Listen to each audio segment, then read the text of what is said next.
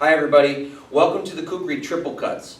Triple cuts are going to teach you how to wield the sword in multiple cuts using your steps and your turns and your locks integrated into a solid foundation of pure kukri use.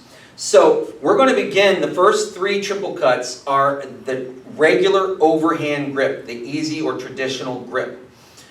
The first cut is draw number 1, followed by a down cut and an up cut. So we begin at attention, ready to go, and we do the first draw, and it's draw number 1, cut up. And as you step out, you see he brings out his foot, he locks his body down as he does the cut with a pre-cut, cut, post-cut. Then he's going to rotate over, leading with that butt, and he's going to slice right back down the same angle as he turns his body 90 degrees. His body pivots. That's the turn. Then he locks as he finishes the cut. Turns the sword over, and then turns and locks, cutting up again. And then when you're done, you come back to your salute, and you put the sword away in the traditional manner. Out and practice on that sheathing.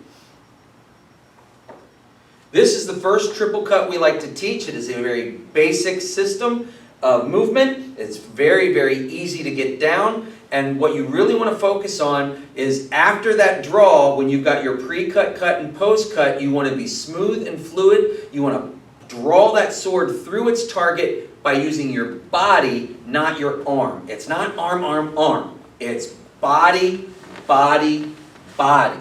And that's why those turns and locks are so important. So let's go through it a little smoother, and we'll do it at my pace, all right? So, ready? Draw and cut up, lock. Turn and cut down, lock. Turn and cut up. And then you put the sword away.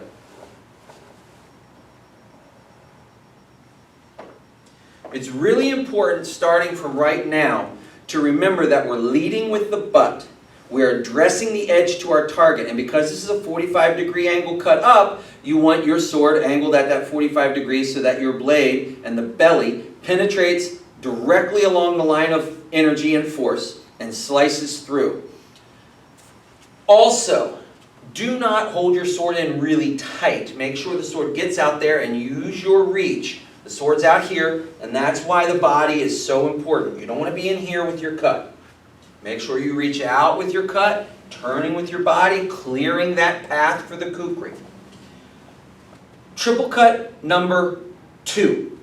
This is your draw across. You're going to follow that path back with another across, and then you're going to drop the sword down and do one of your cuts up. So it begins with draw and cut across, locking into place, a step and a lock.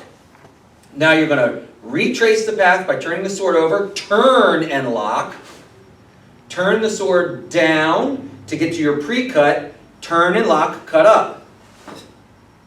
And then step back to your salute and put your sword away.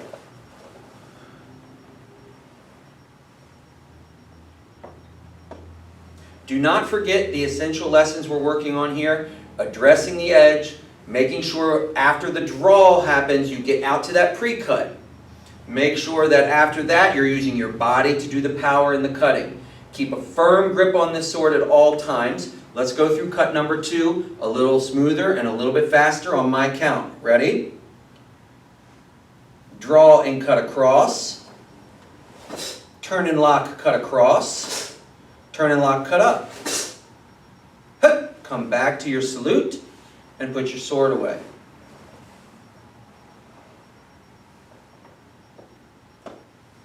That's triple cut number 2. The third triple cut is a little more involved and a little more complex. We're going to start with the traditional cut up, which you did for triple cut number 1. But off of the cut up, you're going to rotate your sword over into a thrust. And once you thrust in, you're going to have to reinforce and lock that thrust with your offhand. And then you'll do the keyhole turn to draw it back out. So let's go through this real slow, one at a time. You already know cut number 1, draw and cut up.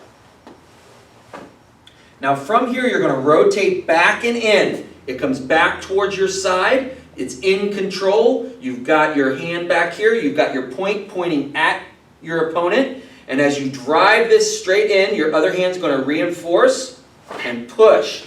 Now you're pushing with both hands.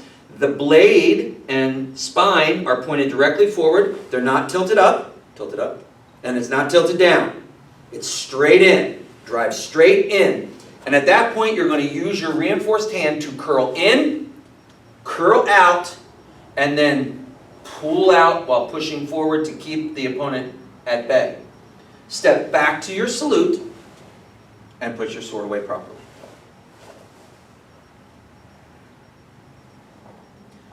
Now a note about target zones with this. This is supposed to be penetrating underneath the rib cage. The spine might hit the top of the ribs. The belly does the cutting, so it might cut downwards. The thing is, when you're sticking into a muscle mass, the muscles will cramp up at penetration. And this is a wide, heavy blade, so there's a lot of surface area to cramp onto. And we don't want the blade getting stuck in the body of the opponent. So that's why the keyhole happens. You twist and turn to help release the muscles, and you push as you pull the blade away so that the body doesn't follow you. Let's go through that a little smoother and a little faster at my count. First, we begin with the draw and cut up. Draw and cut up. Recover the blade in and stab straight in, two hands. Did you see the turn and lock as he did it? Lock in. Now, using the lat muscles and elbows, you crank it up, you crank it out, and then you pull out. Step back to your salute and put it away properly. There's an important note about number 3. So in this cut, when we're in here and reinforced, okay, and we're straight in tight, and we turn up, we don't want to leave our arms way out here and try to turn with just our wrist. We want to bring the elbow in, engage the lat muscle, and crank up, and then crank out. We need to use this muscle group in here to do the turning. So we need to bring that elbow down. Crank up, and then you can push off. Okay? Out here is too weak.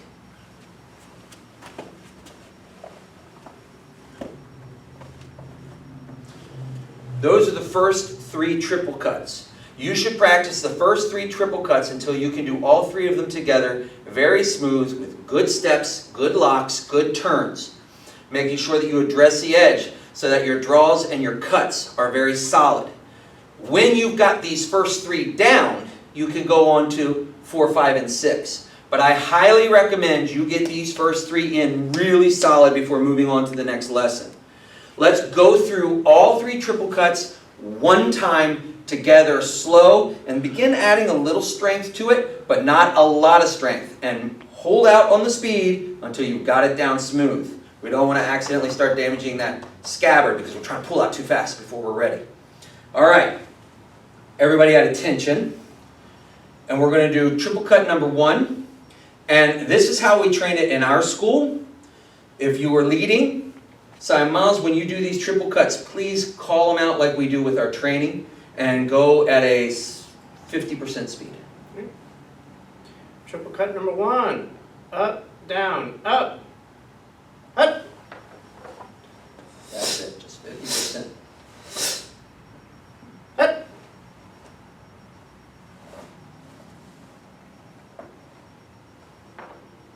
Up. Triple cut number 2. Across, across, up. Up.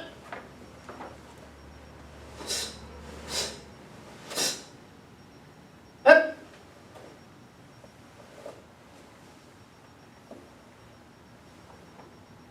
Up.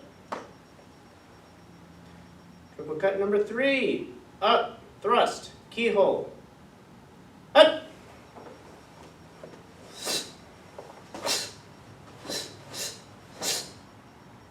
Up.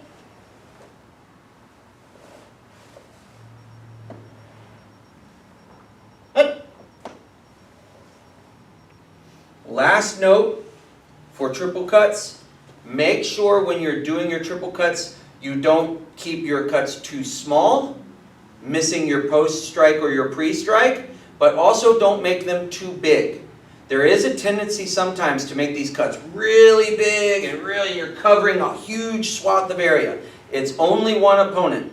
You don't need your sword to cover 180 degrees. You simply need your sword to cut through the pre-strike, strike, post-strike of an opponent. So know your target zones. Not too big, not too small. Stay focused on that, get training, and we'll see you for the next 3 triple cuts.